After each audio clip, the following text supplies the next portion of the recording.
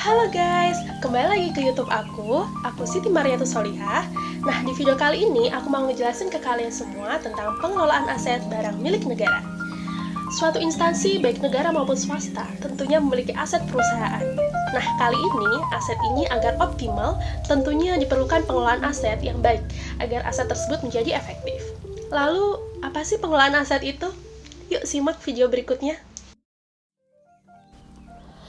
Pengelolaan aset merupakan kegiatan yang kompleks, dinamis, strategis, dan wajib dilaksanakan dengan mengedepankan asas-asas dalam pelaksanaannya. Adanya sistem informasi dapat membantu pengelolaan aset yang transparan, efektif, efisien, dan dapat dipertanggungjawabkan. Peran sistem informasi dalam implementasi pengelolaan aset terdiri dari meningkatkan akurasi data, memperbaiki kualitas SDM, mempermudah koordinasi antar divisi, mengurangi biaya operasional, mampu membantu proses inventarisasi dan pengendalian aset, dan mendukung pengembangan perencanaan strategis. Selanjutnya, penggunaan teknologi informasi dalam sistem informasi manajemen aset terdiri dari berpartisipasi aktif dalam revolusi informasi, meningkatkan kualitas SIMA, memperbaiki proses pembuatan keputusan, dan yang terakhir, meningkatkan produktivitas.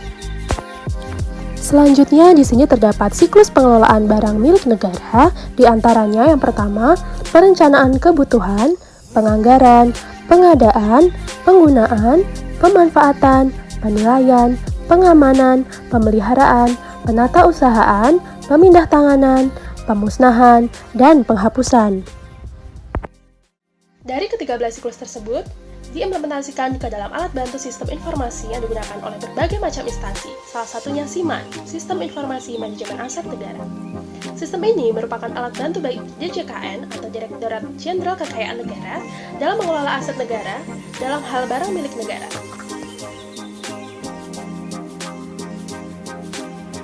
Cara kerja aplikasi SIMAN ini yaitu yang pertama, melakukan update plugin untuk plugin perencanaan dan master aset. Selanjutnya, melakukan persiapan seperti update identitas untuk user, unit kerja, komposisi pegawai, dan profil satuan kerja. Yang kedua, update master aset seperti update SBSK yang terdiri dari tanah, bangunan kantor, dan ruangan. Setelah itu, dilakukan penyusunan.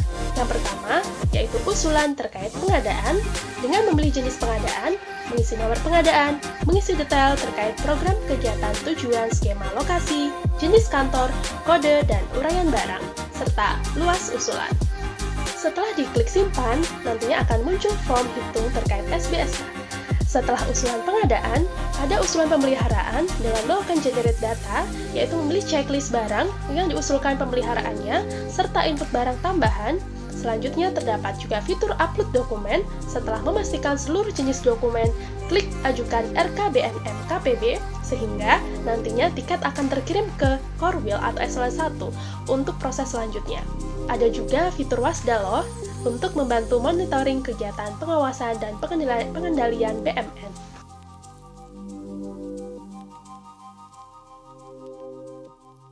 Terkait aplikasi SIMAN ini sudah sangat baik sekali untuk menjalankan tugas DJKN dalam mengelola aset negara. Selain itu, berbagai fitur dalam pengelolaan aset yang telah dijelaskan berdasarkan informasi dari internet, hampir keseluruhan pengelolaan BMN sudah ada dalam aplikasi SIMAN ini. Mungkin alangkah baiknya jika ditambahkan juga terkait fitur penilaian dan pemindahtanganan barang milik negara. Bisa dijadikan satu di aplikasi SIMAN ini agar tidak terpisah satu sama lain. Nah, berikut merupakan penjelasan mengenai alat bantu dalam implementasi pengelolaan aset.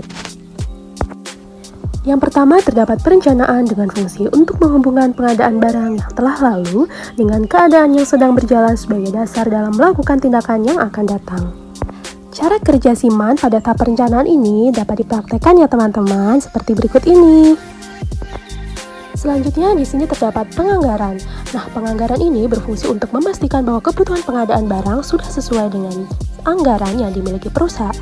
Apabila biaya anggaran logistik tersebut ternyata tidak sesuai, maka harus dilakukan perubahan pada perencanaannya. Selanjutnya, pada tahap pengadaan, memiliki fungsi yakni menyiapkan perumusan kegiatan, mengkoordinasikan pelaksanaan tugas, dan fungsi pemantauan serta evaluasi program. Cara kerja Siman pada tahap pengadaan ini dapat diimplementasikan ya teman-teman. Selanjutnya terdapat penggunaan dengan fungsi untuk memastikan bahwa kebutuhan pengadaan barang sudah sesuai dengan anggaran yang dimiliki perusahaan. Nah, lalu di sini terdapat cara kerja penggunaan. Selanjutnya di sini terdapat tahap pemanfaatan dengan fungsi pendayagunaan BME yang tidak dipergunakan sesuai dengan tugas dan fungsi kementerian lembaga. Dan di sini juga terdapat cara kerja pada tahap pemanfaatan. Selanjutnya pada tahap penilaian, ini berlandaskan pada sistem informasi penilaian oleh DJKN. SIP ini masih perlu jawaban banyak lomba, salah satunya yaitu dengan menambahkan fitur pengajuan permohonan penilaian dan upload persyaratan dokumen secara online melalui aplikasi sistem informasi penilaian atau SIP. Dengan penambahan fitur ini, diharapkan dapat memudahkan pengguna layanan penilaian dalam mengajukan permohonan penilaian. Fitur lain yang dapat disediakan adalah menu monitoring permohonan penilaian yang selain dapat diakses oleh internal DJKN untuk kepentingan manajerial, juga dapat diakses oleh pemohon penilaian sehingga pemohon penilaian dapat memantau juga perkembangan permohonan penilaian yang diajukannya. Selanjutnya terdapat pengamanan dengan mewujudkan tertib pengelolaan barang milik negara yang tercermin dalam tertib hukum, administrasi, dan juga fisik. Selanjutnya pada tahap pemeliharaan mewujudkan pengelolaan BUMN di lingkungan Kementerian Keuangan yang tertib, terarah, efektif, efisien, optimal, dan akuntabel. Selanjutnya pada tahap penatausahaan, di sini terdapat cara kerja pembukuan, inventarisasi, maupun pelaporan BUMN. Tahap selanjutnya yakni pemindah tanganan dengan alat bantu lelang Indonesia. Dengan disertai cara kerja lelang sebagai berikut.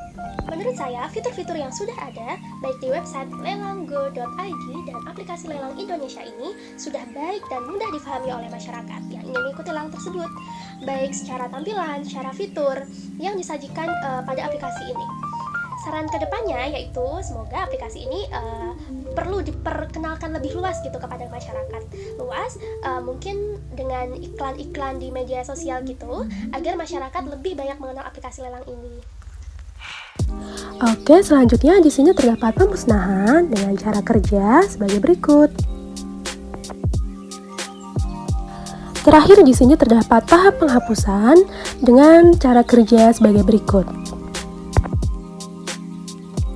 Selain tiga aplikasi di atas, mungkin terdapat juga sistem informasi lainnya seperti SIMDA BMD, yakni Sistem Informasi Manajemen Daerah untuk barang milik daerah. Contohnya saja ada SIMDA keuangan yaitu dengan output pengelolaan seperti penganggaran, penatausahaan, dan akuntansi dan pelaporan.